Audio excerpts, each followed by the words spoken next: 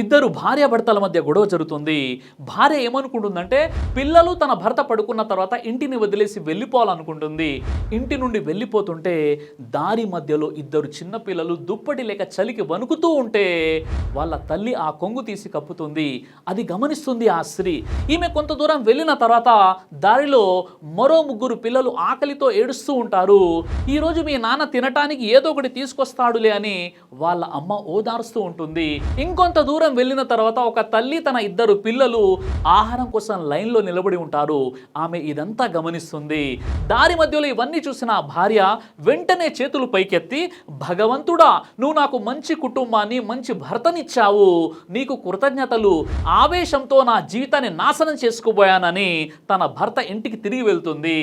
అన్నీ ఉన్నప్పుడు దాని యొక్క విలువ తెలియదు, లేనప్పుడే దాని విలువ తెలుస్తుంది. చిన్న చిన్న గొడవలకే కొంతమంది భార్యలు నేను వెళ్ళిపోతా అని అంటారు. బయటికి వెళ్ళి చూస్తే పరిస్థితి ఏంటో అర్థమవుతుంది.